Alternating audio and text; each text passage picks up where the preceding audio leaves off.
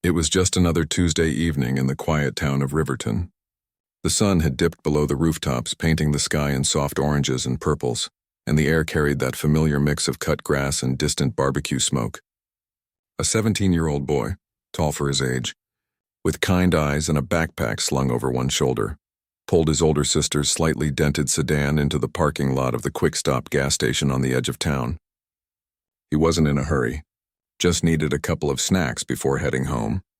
Basketball practice had run late, and his stomach was growling like it hadn't seen food in days. He stepped out of the car, stretched his arms above his head, and glanced around.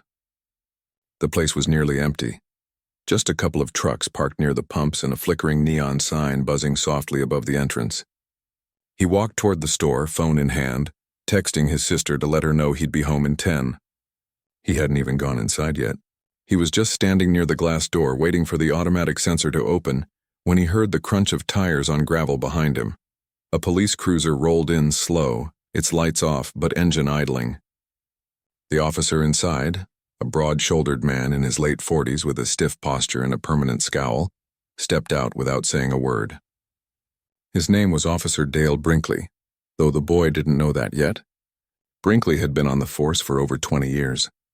He liked to say he knew trouble when he saw it, and in his mind a black teenager standing alone near a gas station after dark fit the description. "Hey," Brinkley called out, voice sharp. "You, what are you doing here?"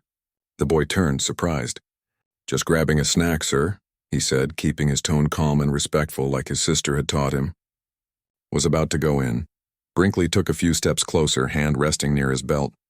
"You live around here?" "No, sir. My sister lives a few blocks away. I was at practice." "Practice?" Brinkley raised an eyebrow, eyes narrowing. "What kind of practice?" "Basketball. At the community center." Brinkley didn't respond right away.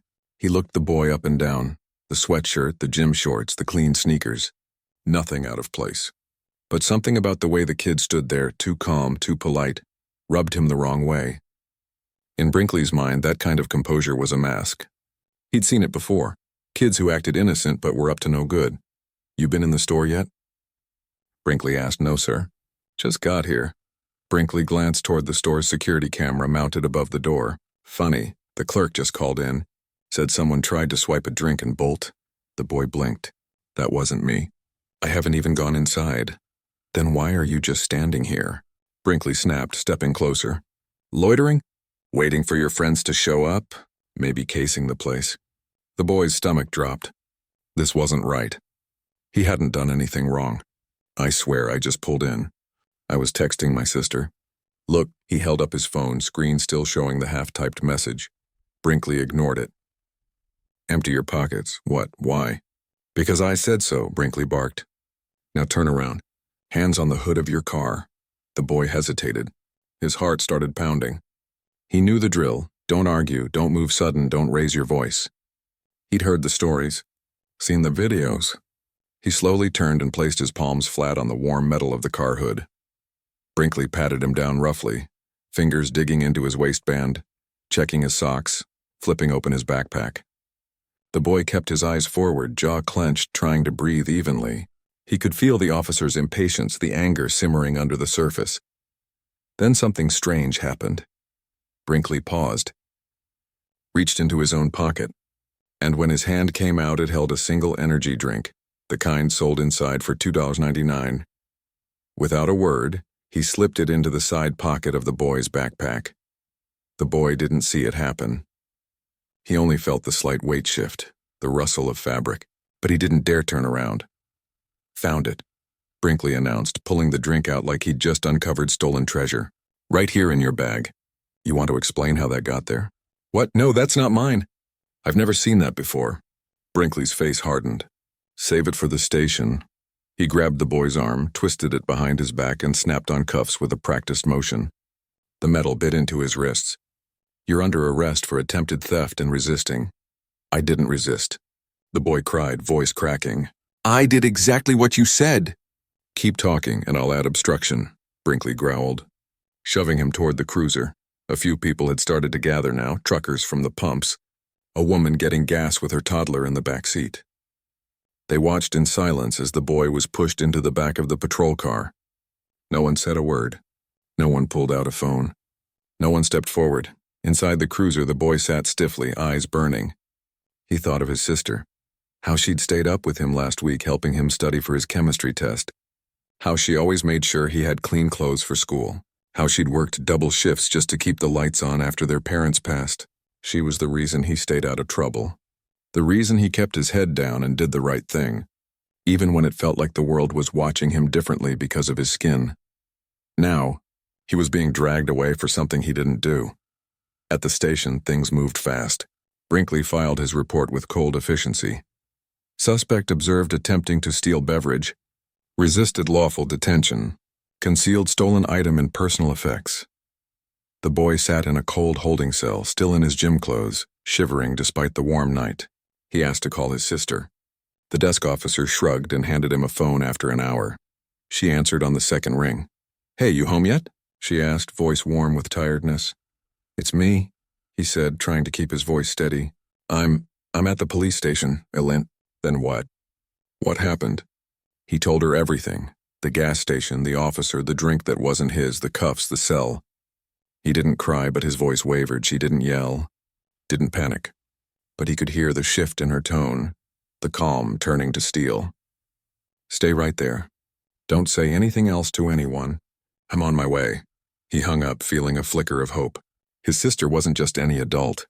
She was someone people listened to, someone who knew how the system worked and how it sometimes broke. But even she couldn't have guessed what was coming next. Because while Officer Brinkley filled out paperwork, smug in his version of the truth, he had no idea who the boy's sister really was. He didn't know her face from the news, hadn't connected the last name, hadn't paid attention to the mayoral inauguration a few months back. To him, she was just another concerned relative, someone he could brush off with a few official lines in a closed-door policy. He had no clue that the woman now speeding toward the station in her old sedan was the newly elected mayor of Riverton, the first black woman to hold the office, a former public defender, and someone who had spent her whole life fighting exactly this kind of injustice. And he definitely didn't know that she wasn't coming just as a sister. She was coming as a leader. As the boy sat in that cell, staring at the cinder block wall, he didn't feel like a criminal. He felt like a kid who'd done everything right and still got punished for it. But deep down, beneath the fear and confusion, there was something else, a quiet certainty that this wouldn't end here, not with his sister on the way. Outside, the Riverton night stretched on, quiet and unaware that a single moment at a gas station was about to shake the whole town to its core. The mayor's office was quiet at 9:47 p.m. Most of the staff had gone home hours ago, but she was still at her desk, sleeves rolled up, reviewing a draft of the city's new youth mentorship proposal. The soft hum of the air conditioner and the occasional tap of her pen were the only sounds. She'd just taken a sip of lukewarm coffee when her phone buzzed, her personal line, not the official one. Only a handful of people had that number. Her brother was one of them. She answered, expecting a quick, "Hey, you home yet?" Or, "Did you see my math grade?" Instead, she heard a voice tight with fear, trying hard not to break. Her stomach dropped before he even said where he was. When he told her, police station, arrested, stolen drink she knew he'd never take, her first instinct was to run. But she'd learned long ago that panic didn't help anyone. She took a slow breath, kept her voice steady, and told him exactly what to do. Don't talk, don't sign anything, wait for her.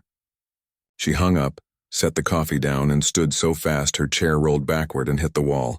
She didn't cry. She didn't scream.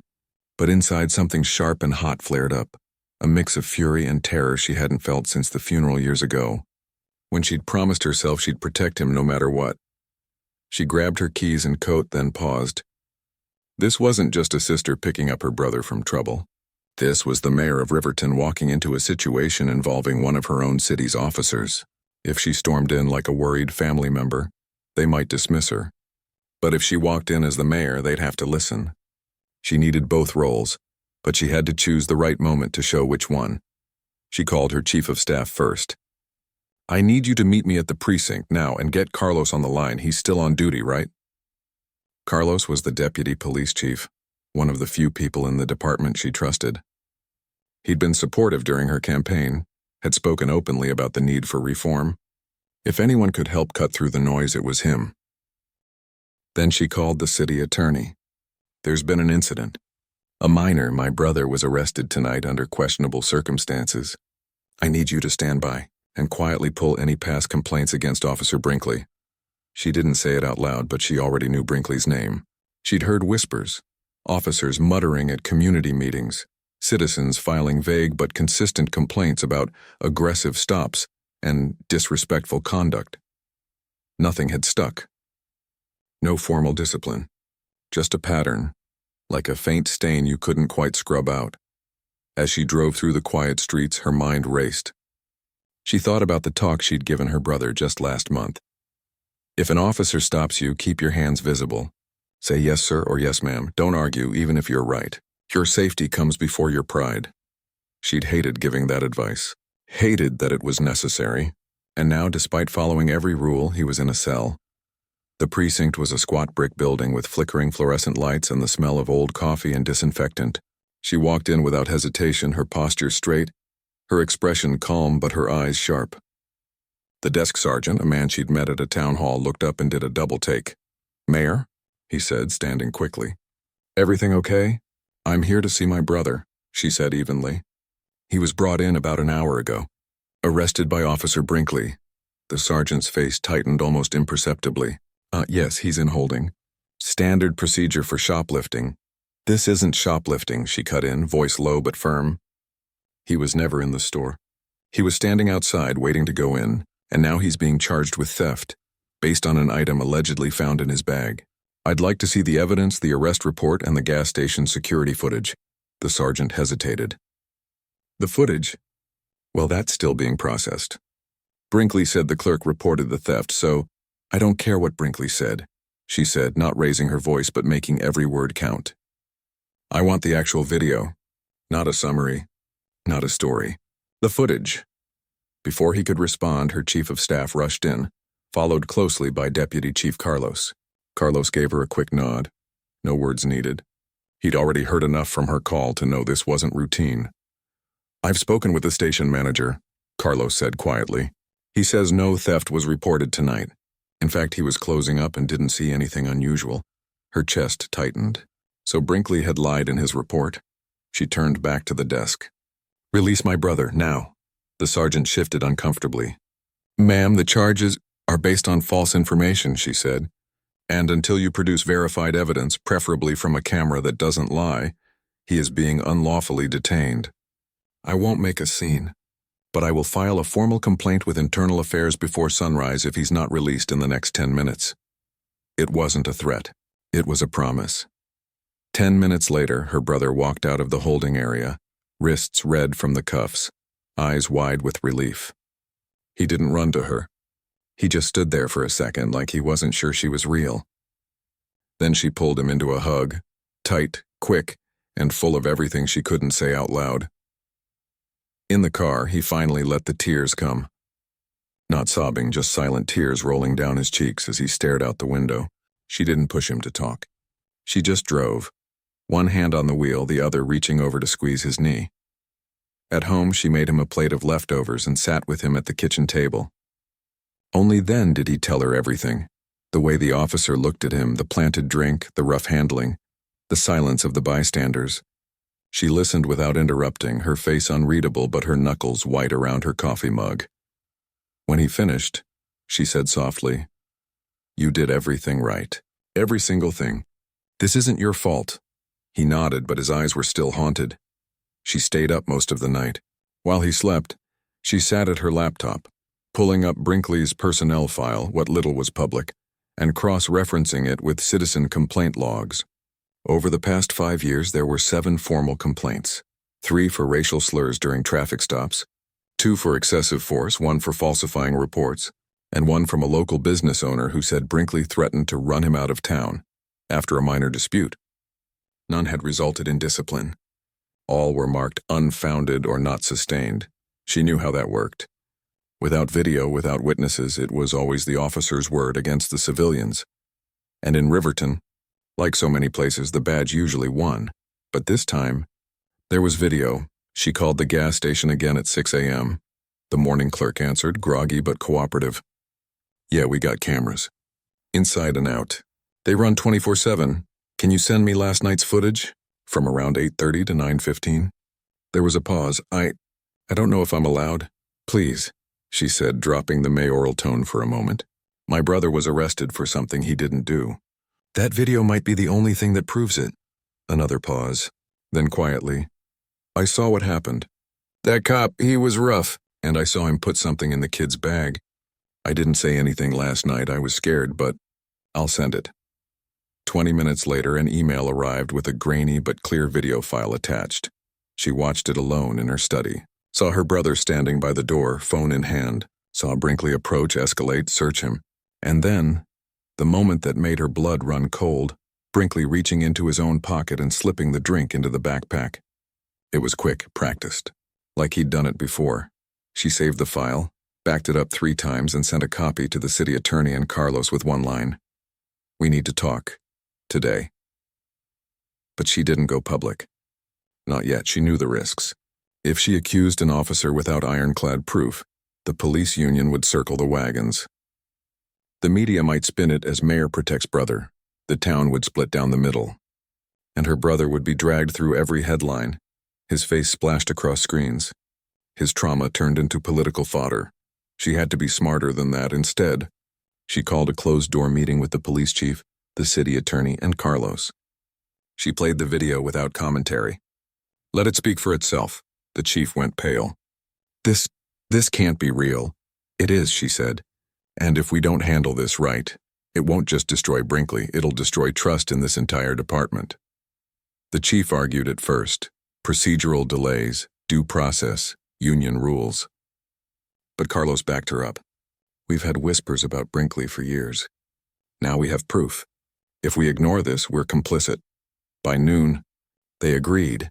Charges would be reviewed, Brinkley would be placed on administrative leave pending investigation, and the footage would be preserved as evidence. But that afternoon, the local news ran a short segment. Teen arrested in quick-stop theft attempt. No name, but they described him as a local minor and quoted an anonymous police source calling him a repeat loiterer.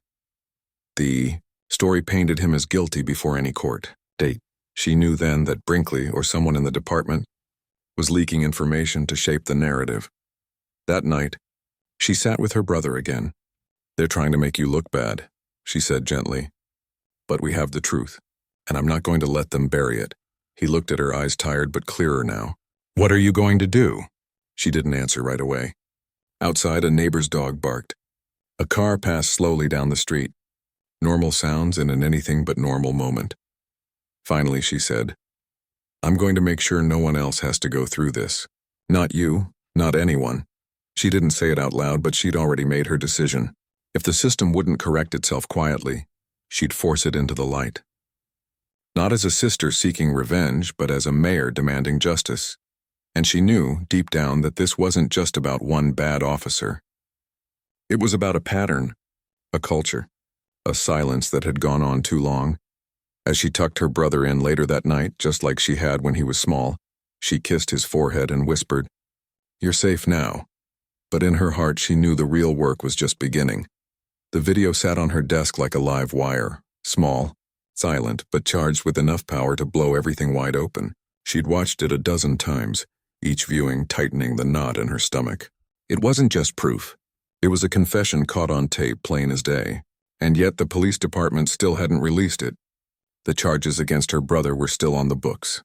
And the news kept calling him a suspect, like he was some shadowy figure instead of a kid who'd never even gotten a detention in school. She knew waiting was the smart move. Let the internal investigation run its course. Let the district attorney review the evidence. But every hour that passed felt like another brick being laid on her brother's chest. He barely spoke at dinner. Jumped when the doorbell rang. Stared at his phone like it might bring more bad news. She couldn't let this drag on. Then, on Thursday morning, an unexpected email landed in her personal inbox. No name, no signature, just a subject line. I saw what happened. Attached was a second copy of the gas station footage, slightly longer than the one she already had. This version included audio, and in it, clear as a bell, was Brinkley's voice saying, You think you can just stand around looking like trouble and walk away? Not tonight. Her hands shook as she played it. This wasn't just misconduct. It was intent. But what really caught her breath was the note at the bottom of the email. I work at the station. I didn't say anything at first, because I was scared. But I can't sleep knowing that kid got locked up for nothing. Please do something. She printed the message and tucked it into her folder. A witness. Not just video, someone willing to speak up, even anonymously. Still, she hesitated. Going public could backfire. The police union had already put out a statement, defending Brinkley as a dedicated officer with a spotless record. Local talk radio. Hosts were calling the mayor biased and emotional. One even suggested she was using her brother's case to push a political agenda. She knew how this game worked. The moment race entered the conversation, half the town shut down. Facts didn't matter anymore, only sides. But then she thought about the gas station employee, scared but still speaking up. If they could find the courage, so could she. She called a trusted civil rights attorney she'd worked with during her public defender days. They met in a quiet corner of a downtown cafe far from City Hall. She showed him the video, the email, the arrest report full of lies. He watched it once, then again, his face grim. This is textbook framing, he said quietly. And with the audio?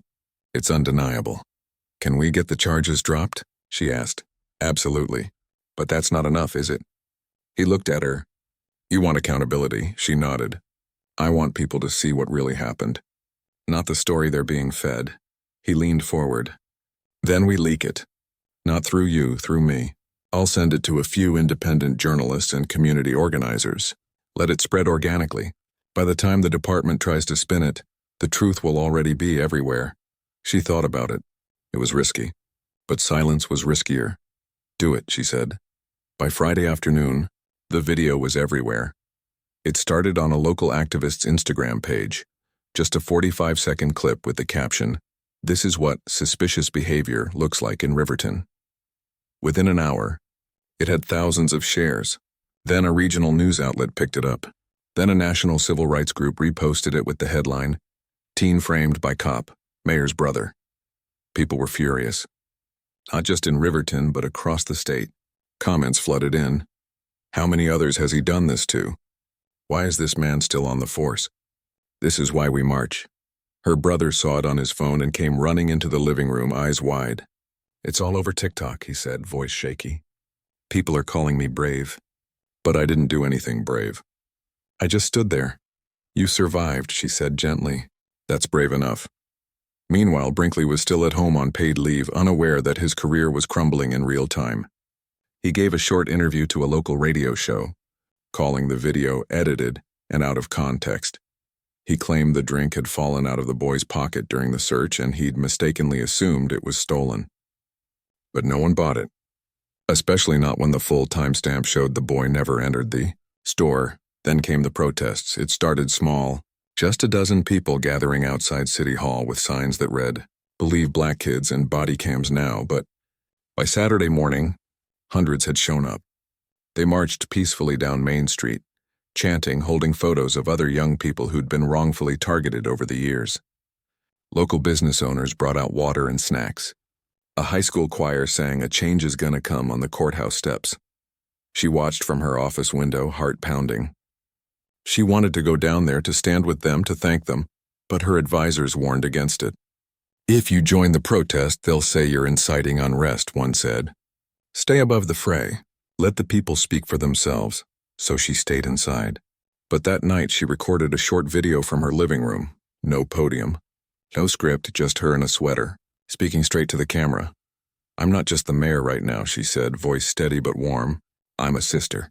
And last week, my brother was treated like a criminal for doing nothing more than standing near a gas station. The video you've seen is real. The pain is real. And the fear so many families live with every day is real. This isn't about one officer.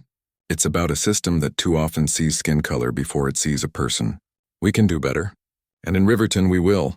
She posted it herself. No press release, no media team. Just her truth. The response was overwhelming. Messages poured in from parents, teachers, even retired cops. Thank you for saying what we've all been thinking. My son looks just like your brother. I've been terrified for years. Finally, someone in power who gets it. But not everyone was supportive. Angry calls flooded City Hall. One man screamed into the phone that she was destroying the police. A local paper ran an op-ed titled, "Mayor Chooses Family Over Facts." And Brinkley's union filed a formal complaint, accusing her of interfering in an active investigation and smearing an officer's reputation. She expected it, but it still stung. What surprised her was the support from within the police department. 2 junior officers reached out privately, thanking her for shining a light on what we've been too scared to say. One even shared a list of other incidents involving Brinkley, times he'd used racial slurs during traffic stops, times he'd threatened witnesses, times he'd exaggerated reports to make arrests look justified. It was like a dam had broken. People were tired of pretending. On Monday, the district attorney held a press conference. Standing in front of cameras, he announced he was dropping all charges against the teen. After reviewing the evidence, including clear video footage and witness statements, it's evident no crime occurred, he said. In fact, the actions of the arresting officer appear to be in direct violation of department policy and state law.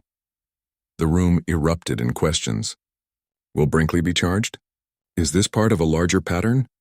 What about police reform?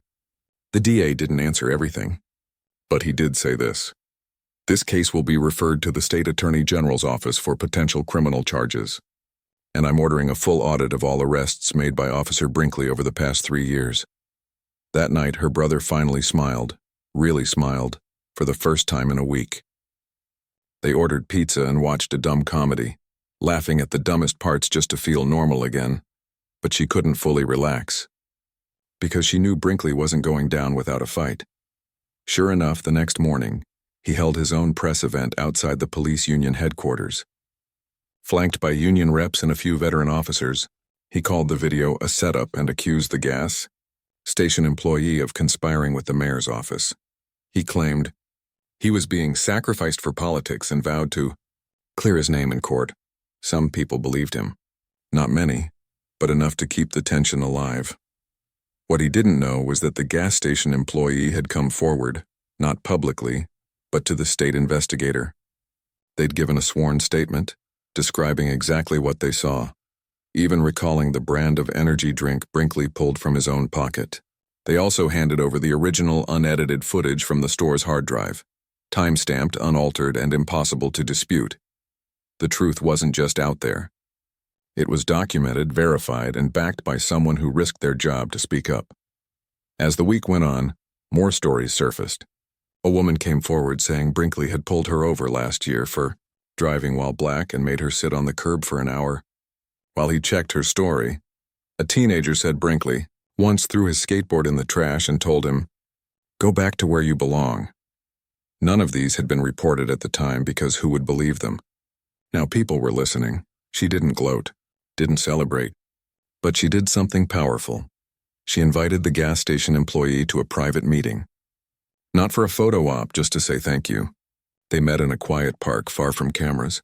The employee was nervous, hands fidgeting, eyes darting around. "I was so scared," they admitted. "I thought if I spoke up, I'd lose my job." "Or worse, you didn't just help my brother," she said softly. "You helped every kid who's ever been afraid to walk into a store, drive through a neighborhood, or stand on a sidewalk. You gave them proof that the truth matters." They cried then, both of them. Not out of sadness, but relief, like a weight had been lifted. By the end of the week, the tide had turned completely. Even the local newspaper that had criticized her ran a front-page editorial calling for Brinkley's immediate termination and a full review of police conduct policies. The city council, once hesitant, unanimously voted to fast-track her proposed police oversight task force. And her brother? He started talking again, laughing, planning for college. He even asked if he could speak at the next youth council meeting.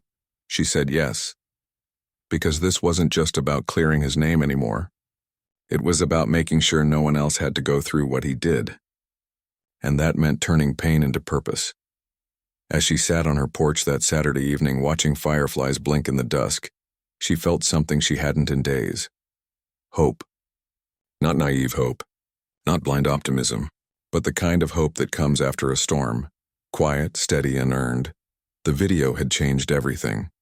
But it wasn't the end. It was the beginning of something new.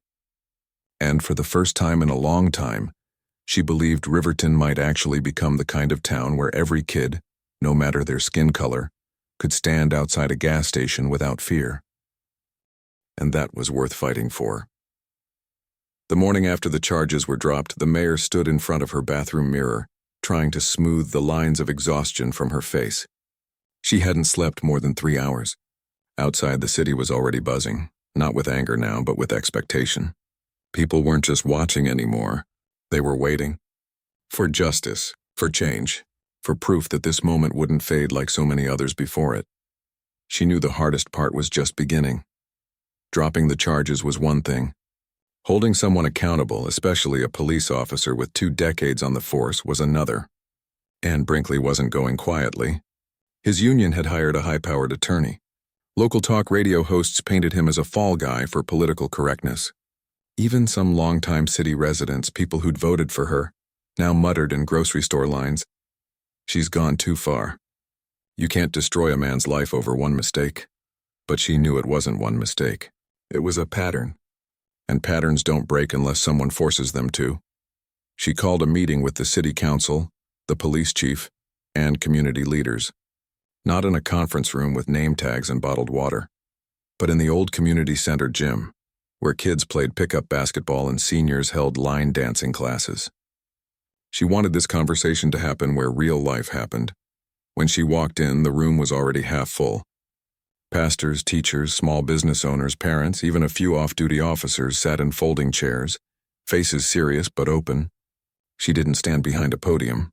She just pulled up a chair and sat among them. "I'm not here as the mayor today," she began, voice quiet but clear. "I'm here as someone who's scared. Scared that if we don't get this right, nothing changes. Scared that my brother's story becomes just another headline that fades away.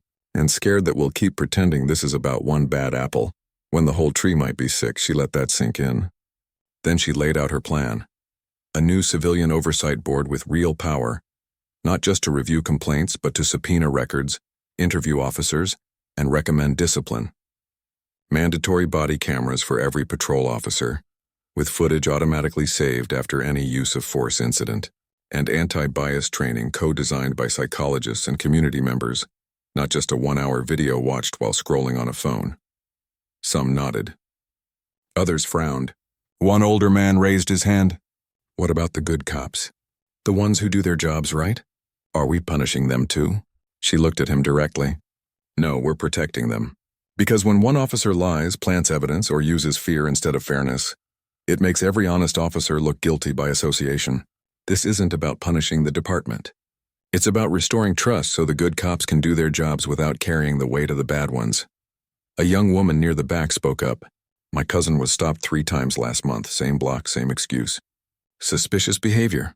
He was walking home from work, wearing a hoodie. That's it." No one believed him. Now, maybe they will. The room fell quiet. That was the heart of it. Not politics. Not power. Just people wanting to be seen as human. Later that day, Brinkley's union held a rally of their own outside the police station.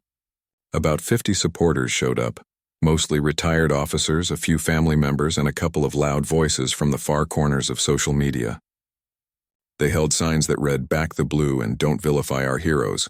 One man shouted into a megaphone that the mayor was tearing the city apart for her own agenda. She didn't respond publicly, but privately she asked the police chief to ensure the protest remained peaceful, and to make sure no active duty officers were in uniform at the event. "This isn't about loyalty to a badge," she told him. "It's about loyalty to the truth." That evening she sat with her brother on the porch again. He'd been quieter since the video went viral, not scared but thoughtful, like he was carrying something heavier than before. "Do you think he'll go to jail?" he asked, staring at the streetlights flickering on. "I don't know," she said honestly. "But even if he doesn't, he won't be an officer anymore.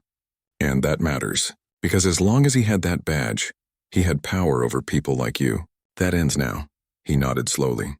"I keep thinking, what if I hadn't called you? What if I'd been alone?" She reached over and squeezed his hand. "Then you'd still be innocent. But no one would have listened. That's why we have to change the system, so people don't need a mayor for a sister to be believed." The next morning, she held her first official press conference since the video surfaced. She wore a simple navy dress, no jewelry, hair pulled back. She wanted no distractions, just her words. Standing at the podium, she didn't hide behind legal jargon or political spin. She spoke plainly. My brother did nothing wrong. Officer Brinkley did. He lied in his report. He planted evidence. He used his authority to frighten a child who was simply standing in a public place. That is not policing. That is abuse of power. She paused, letting the weight of those words settle. Today, I am announcing the formation of the Riverton Community Safety Task Force. It will include residents from every neighborhood, mental health professionals, legal experts, and yes, even officers who believe in reform. Their job will be to review every aspect of our public safety system and recommend changes that put people before procedure. She also announced that Brinkley had been formally terminated, effective immediately. Not suspended, not reassigned, fired. The police chief standing beside her confirmed it without hesitation. The room exploded with questions. Will he face criminal charges? The state attorney general is reviewing the case. I trust that process. Are you worried about backlash? I'm more worried about doing nothing. Is this personal? It's personal for every parent who's ever had to teach their child how to survive a traffic stop. It's personal for every teenager who's been followed in a store. It's personal for every citizen who believes justice should mean the same thing for everyone. After the press conference, she expected criticism. What she didn't expect was the wave of support from unexpected places. A group of retired teachers started a petition calling for the new oversight board to include youth representatives. A local mechanic offered to donate body cameras if the city budget fell short. Even the owner of the Quick Stop gas station put up a sign in his window, "All are welcome here." But the opposition didn't vanish. That night, someone spray-painted "Traitor" on the side of City Hall. Her office received 3 threatening voicemails, vague but chilling enough that security increased patrols around her home. One read, "You think you're helping? You're tearing us apart." She didn't flinch. She'd faced worse. And she knew fear was often the last weapon of those losing power. What kept her grounded wasn't the headlines or the protests. It was the quiet moments. Like the elderly woman who stopped her at the post office and whispered, "My grandson looks just like your brother. Thank you for fighting." Or the high school student who handed her a handwritten letter that said, "Now I believe someone in charge actually sees me." Then came the hardest conversation. Her brother asked if he could speak at the next city council meeting. Not as a victim, he said, but as a young person who loved Riverton and wanted it to be better. She hesitated. "It's going to be crowded. People will stare. Some might say cruel things." "I know," he said. "But if I don't speak up, who will?" She agreed. And on a rainy Thursday night, he stood at the council podium, tall, nervous, but steady. He didn't shout, didn't accuse. He just told his story. I wasn't stealing. I wasn't causing trouble. I was just there. And in that moment, I didn't feel like a person. I felt like a problem to be removed. But I'm not a problem. I'm a student, a son, a brother, and I deserve to walk down the street without being treated like a criminal. Half the room was in tears. Even a few council members wiped their eyes. Afterward, an older officer, one who'd served for 30 years, approached him. "I'm sorry," the man said quietly. "Not all of us are like him, but we should have spoken up sooner." Her brother just nodded. "It's not too late." That night, as they drove home in the rain, he turned to her and said, "I think I want to study law." She smiled. Yeah, so I can help kids like me, so they don't need a mayor for a sister to get a fair shot." She reached over and squeezed his knee, just like she had that first night in the car from the station. Back home, she sat at her kitchen table with a cup of tea, going over the task force applications. Hundreds had come in, teachers, nurses, veterans, teenagers, even a few current officers who wrote, "I joined to protect people, not scare them." For the first time in weeks, she felt something close to peace, not because the battle was over, it wasn't, but because she could see the path forward, not through anger, but through action, not through division, but through shared purpose. Later, she stepped outside and looked up at the sky. The rain had stopped. Stars were peeking through the clouds. Somewhere in the distance, a dog barked. A car passed with its headlights on. Normal sounds. Ordinary life. And in that moment, she allowed herself to hope. Not just for justice, but for healing. For a Riverton where a kid could buy a snack at a gas station without fear, where an officer's word wasn't automatically worth more than a teenager's truth, where leadership meant standing with the people, not above them. She went back inside, turned off the kitchen light, and whispered to the quiet house, "We're going to get this right." And for the first time, she believed it. The courtroom was smaller than most people expected, just a plain room with wooden benches, a flag in the corner, and fluorescent lights that buzzed softly overhead. There were no dramatic gavels, no shouting matches, no last-minute confessions, just quiet tension and the weight of what was about to happen. Officer Dale Brinkley sat at the defense table in a pressed shirt and tie, no badge, no uniform. He looked older than he had just a few months ago, his face drawn, his shoulders slumped. His lawyer whispered something to him, but he barely nodded. He didn't look at the gallery, didn't scan the room for supporters. There weren't many. A few former colleagues sat in the back, arms crossed, faces unreadable. His wife wasn't there. At the front of the room, the state prosecutor laid out the facts one by one. The false police report, the planted evidence, the security footage, the sworn statement from the gas station employee, the pattern of past complaints. It wasn't flashy. It didn't need to be. The truth was plain enough on its own. When the judge read the verdict, guilty on 2 counts of official misconduct and 1 count of evidence tampering, the room didn't erupt. There was no cheering, no gasps. Just a long, heavy silence, like the air itself was holding its breath. Brinkley closed his eyes. His lawyer rested a hand on his arm, but he didn't react. He just sat there, as if the weight of everything he'd done had finally caught up to him all at once. Outside, a small crowd had gathered. Not protesters, not reporters, just neighbors. They stood quietly on the courthouse steps as Brinkley was led out in handcuffs. Not to jail yet, but for processing before sentencing. No one shouted. No one threw anything.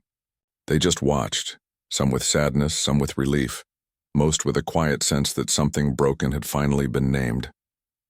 That same afternoon, the mayor sat in her office, not celebrating, but reflecting. She'd followed the trial closely, but she hadn't attended in person. She didn't want her presence to distract from the facts. This wasn't about her anymore. It was about accountability. Her brother, now back in school and preparing for graduation, had asked her one question that morning.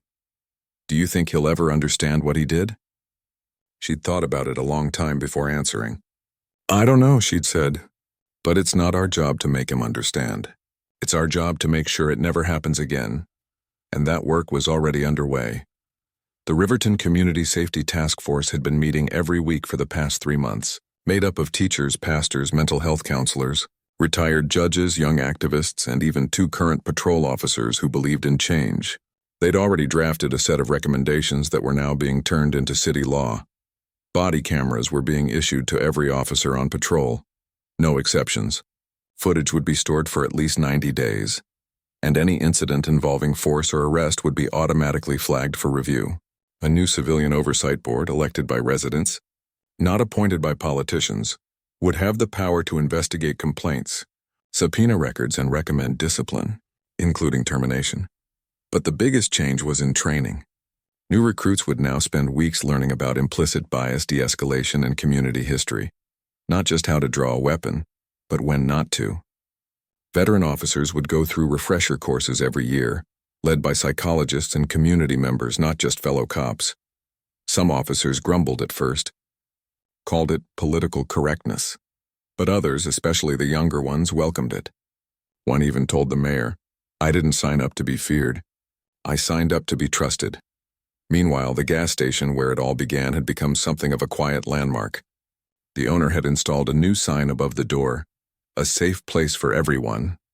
He'd also started a small scholarship fund for local students studying criminal justice or social work. "If something good can come from what happened here," he said in a local interview, "then it wasn't all for nothing." As for the boy at the center of it all, he'd changed, but not in the way people expected. He wasn't angry. He wasn't bitter. If anything, he was more determined. He'd joined the school's debate team, spoken at 2 youth summits, and even started mentoring younger kids at the community center. When asked what he wanted to do after high school, he'd say, "Law school." But not to punish people, to fix the system so kids like me don't have to be scared just for existing. His sister watched him with a mix of pride and awe. She'd always known he was smart, kind, resilient, But seeing him turn pain into purpose, into leadership, filled her with a hope she hadn't felt in years. Graduation day arrived on a warm June morning. The sun shone through scattered clouds, and the high school football field was packed with families' balloons and the nervous energy of a new beginning. She sat in the front row, not in her mayoral sash, but in a simple dress, holding a single white rose. When his name was called, he walked across the stage with his head high, diploma in hand, and gave a small wave to the crowd. For a split second, their eyes met, and she saw it, not just relief, but peace. Like he'd finally stepped out of the shadow of that night at the gas station and into his own light. After the ceremony, they stood together near the bleachers, surrounded by well-wishers. A local reporter asked him if he had any message for other young people who might be going through something similar. He thought for a moment, then said, "Don't let anyone make you feel small for being who you are. And if someone tries, speak up, even if your voice shakes, because someone out there is waiting to hear it." Later that evening, as they sat on their porch sharing a slice of graduation cake, he turned to her and said, "You know, I used to think being the mayor's brother was just about having someone important in the family. But now I get it. It's about having someone who won't look away when things are wrong." She smiled, eyes glistening. "And I used to think being a mayor meant making speeches and signing papers. But you taught me it's about protecting people even when it's hard. Especially when it's hard." They sat in comfortable silence for a while, watching the fireflies blink on in the yard. The town felt different now, not perfect, but trying. Neighbors who used to avoid eye contact now nodded hello. Community meetings drew full rooms. Kids played basketball at the park without adults hovering nervously nearby. It wasn't magic. It was work. Slow, steady, sometimes frustrating work. But it was real. A few weeks after graduation, the city held its first official Community Safety Day. Not a rally, not a protest, but a block party with food trucks, music, and booths where residents could meet officers, ask questions, and share ideas. The new police chief, a woman promoted from within the department who'd long advocated for reform, walked the grounds in plain clothes, shaking hands, listening more than she spoke. The mayor didn't give a speech. She just walked among the people, laughing with kids, chatting with elders, stopping to pet a neighbor's dog. For a few hours, she wasn't the mayor. She was just a person in her town, enjoying a summer evening like everyone else, and that, she realized, was the point. Justice wasn't just about punishing the guilty. It was about building a world where innocence didn't need defending, where a teenager could stand outside a gas station at night and be seen as exactly what he was, a kid on his way home, not a threat. Brinkley was sentenced to 2 years of probation, 300 hours of community service, and a permanent ban from law enforcement in the state. Some called it too light. Others said it was fair, given his clean record, on paper at least. But the real punishment, many believed, was the loss of his identity. For 20 years he'd been Officer Brinkley. Now he was just a man who'd thrown away everything he claimed to stand for. The mayor didn't gloat. She didn't need to. The system had worked, not perfectly, but enough. And that was a start. As summer turned to fall, the changes kept coming. The Oversight Board reviewed its first complaint, a minor dispute over a noise citation, and resolved it through mediation, not discipline. The body camera footage from a routine traffic stop was used to clear an officer accused of rudeness, proving the system could protect the good as well as correct the bad. And her brother? He left for college in August, not with fear, but with purpose. He'd been accepted to a university with a strong pre-law program, and he'd already signed up to volunteer with a youth justice initiative on campus. On his last night at home, they sat on the porch again, just like old times. "You'll call if you need anything?" she asked, trying to keep her voice light. "Always," he said. Then after a pause, "You know, that night at the gas station, it felt like the worst thing that could ever happen, but now, I think it might have been the best thing in a weird way." She looked at him, surprised. "Because it showed me what you're made of," he said, "and it showed me what I'm made of. And it showed this whole town that we can do better." She reached over and squeezed his hand. No words needed. The next morning, she drove him to the train station. As he hugged her goodbye, backpack slung over one shoulder, she whispered, "Make them proud." He smiled. "I will, but not for them. For us." And with that, he walked through the station doors, head high, step sure, ready for whatever came next. Back in Riverton, life went on. But it went on differently. More honestly, more kindly, more aware. The gas station still stood on the edge of town. The neon sign still buzzed. But now, when teenagers gathered there after practice, no one called the cops. No one assumed the worst. They just bought their snacks, laughed with friends, and headed home under the same sky that watched over everyone. Equally, quietly, without judgment, and in her office, the mayor kept a single frame on her desk. Not a photo of her inauguration, not a certificate or award, just a printed screenshot from the security footage, the moment before everything changed. Her brother standing by the door, phone in hand, just a kid waiting to go inside. She kept it there not as a reminder of pain, but as a promise, never again. Because real change didn't come from headlines or heroes. It came from ordinary people choosing every day to do what's right, even when it's hard, even when no one's watching. And in Riverton, that choice was just beginning.